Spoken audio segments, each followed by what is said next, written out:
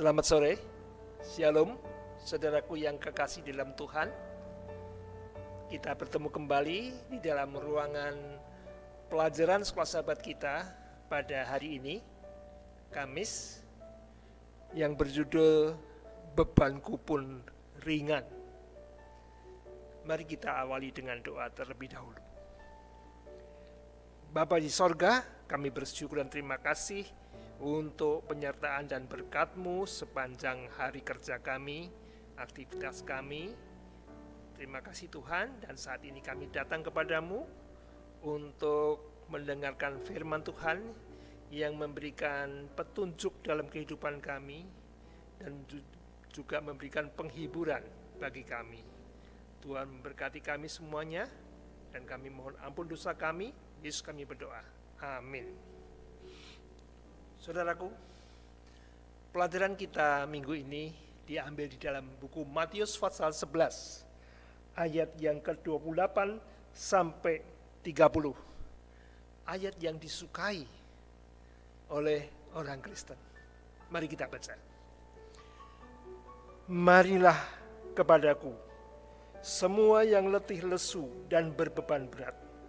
Aku akan memberi kelegaan kepadamu. Pikulah kuk yang kupasang dan belajarlah kepadaku, karena aku lemah lembut dan rendah hati, dan jiwamu akan mendapat ketenangan. Sebab kuk yang kupasang itu enak, dan bebanku pun ringan. Semua orang mengalami letih lesu, berbeban berat. Mungkin kita capek bekerja dari pagi sampai petang hari ini. Badan kita lelah, fisik kita lelah. Tetapi ayat ini bukan hanya untuk kelelahan fisik. Kita mungkin capek pikiran kita. Masalah-masalah kehidupan yang begitu kompleks, yang menyita pikiran kita, sehingga kita letih, lelah. Begitu banyak masalah, ekonomi, sosial, keluarga, pendidikan, dan lain sebagainya, yang kadang-kadang membuat kita stres. Mungkin juga kita capek hati kita, perasaan kita, karena dosa atau kesalahan yang pernah kita lakukan. Nah, kalau kita sudah lelah, capek, ingin kita apa? Beristirahat. Ingin lepas dari beban kita. Ingin merdeka. Biasanya orang pergi mencari hiburan-hiburan, keplesiran duniawi. Minum-minuman, makanan, memuaskan nafsu. Bahkan sampai lari kepada obat-obat terlarang. Tetapi itu semua istirahat yang palsu. Karena hanya sementara kita menikmati, beban hidup kita masih sama, bahkan lebih berat. Lalu Yesus menawarkan kepada kita, marilah kepadaku, semua yang letih lesu dan berbeban berat. Aku akan memberikan kelegaan kepadamu. Satu undangan yang indah.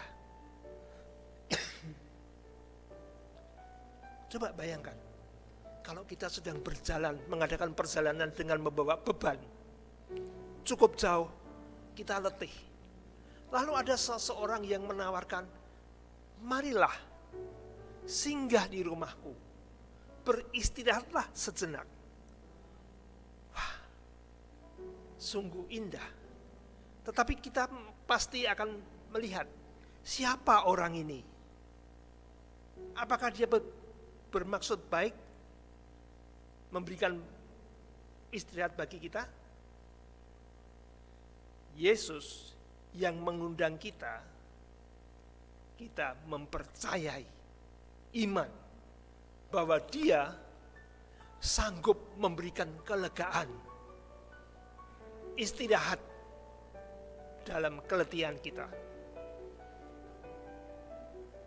Kita melihat Yesus yang mengundang marilah, Dia lebih besar daripada masalah ataupun kesulitan-kesulitan kita. Seperti Daud, dia melihat Goliat, dia tidak takut karena apa? Allahnya lebih besar daripada Goliat. Nah, kemudian kita datang kepada Yesus. Itu tidak paksaan. Itu tergantung kemauan diri kita untuk datang kepada Yesus. Mungkin kita sudah capek untuk mencari istirahat kemana-mana. Tapi sekarang Yesus menawarkan, marilah kepadaku. Nah, kalau kita sudah singgah di rumah orang yang baik hati, biasanya di adat ketimuran, si tuan rumah akan mengeluarkan minuman dan hidangan ataupun makanan. Sehingga selain istirahat, dipuaskan, dikenyangkan kita yang letih lesu. Saudaraku, kalau Yesus yang mengundang kita dan kita sudah datang kepada Yesus, kira-kira apa yang disuguhkan Yesus kepada kita? Matius 11 ayat 29. Yesus mengatakan, "Pikulah kuk yang kupasang dan belajarlah padaku." Ini suguhannya. Pikulah kuk yang kupasang dan belajarlah kepadaku. Kuk, Anda tahu kuk? Kayu yang dipasangkan 2 ekor lembu atau sapi yang menarik gerobak ataupun yang membajak di sawah. Gunanya kuk ini adalah untuk apa? Supaya mudah dikendalikan oleh petani ataupun tukang gerobak. Dan kuk ini membuat keseimbangan bagi 2 lembu ini sama-sama berjalan. Apa maksud kuk yang kupasang kepada kita? Kuk adalah secara mudah itu adalah hukum-hukum dan perintah-perintah Tuhan.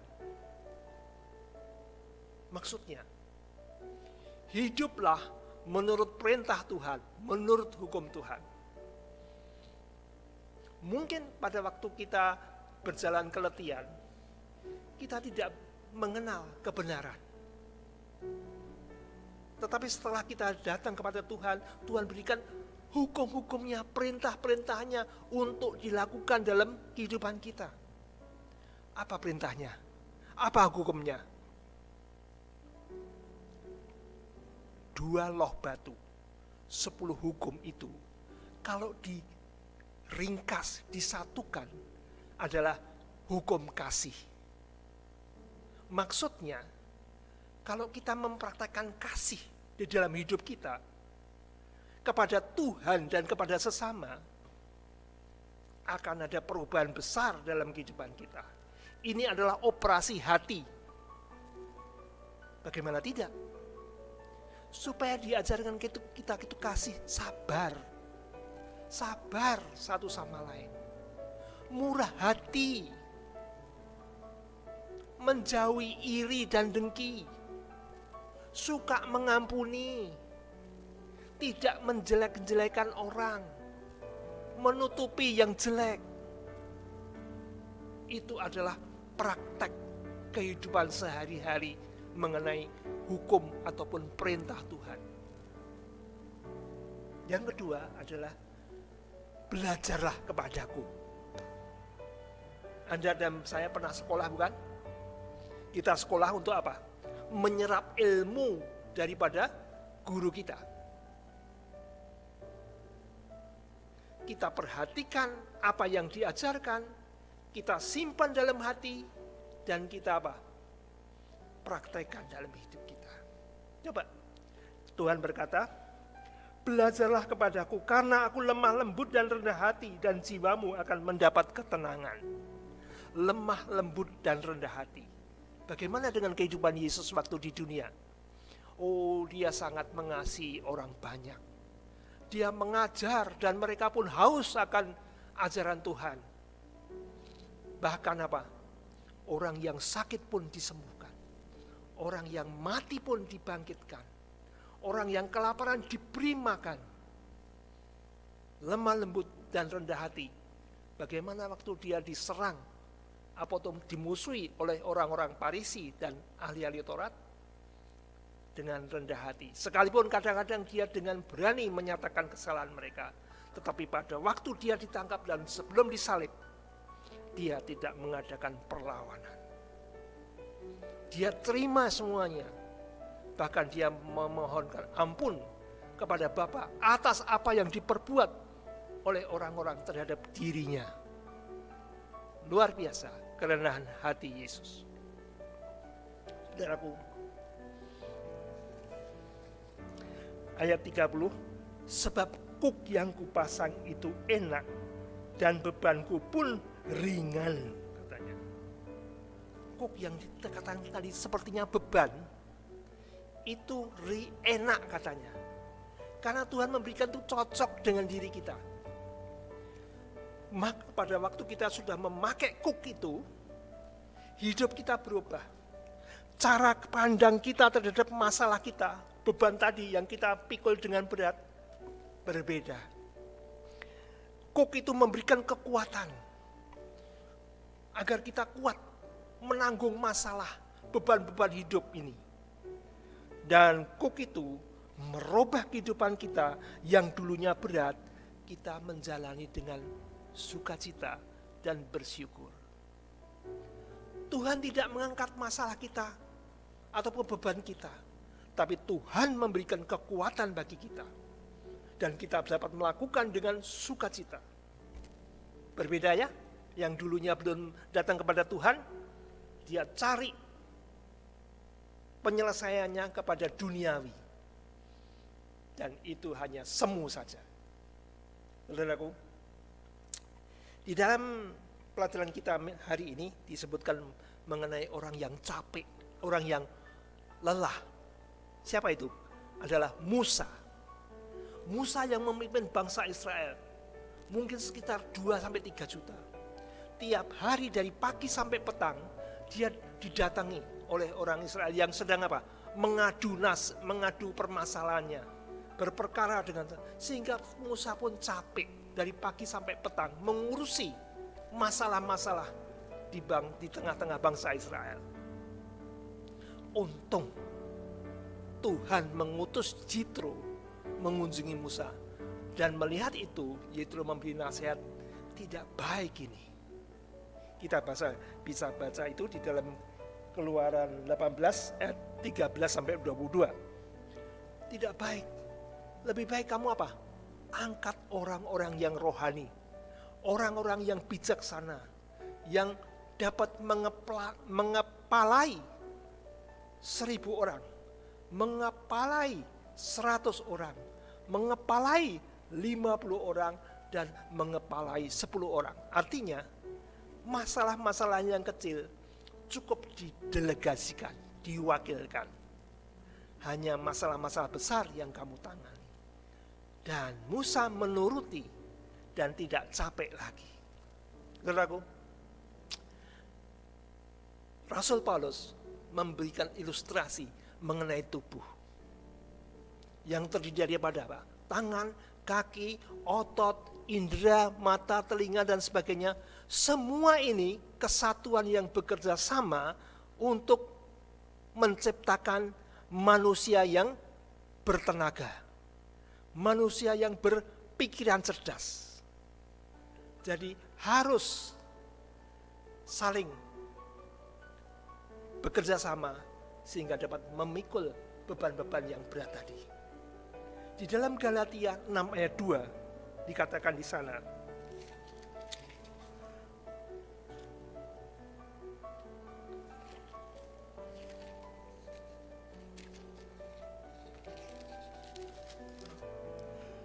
bertolong-tolonganlah menanggung bebanmu.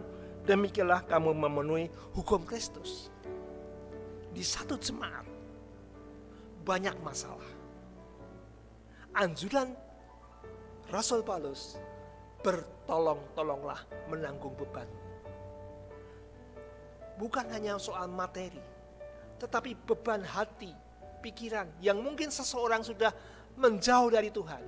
Kita pun dengan lemah lembut untuk menarik mereka kembali, tetap bersikap biasa dan menerima kembali untuk menjadi umat Tuhan yang berada di dalam jalur realnya. Demikianlah pelajaran kita sore hari ini. Yesus menawarkan kepada kita yang letih lesu. Tuhan memberikan kuk pada kita. Dan kita belajar kepada Tuhan. Dan hidup kita berbeda. Tidak letih lesu lagi. Kiranya Tuhan memberkati kita. Amin.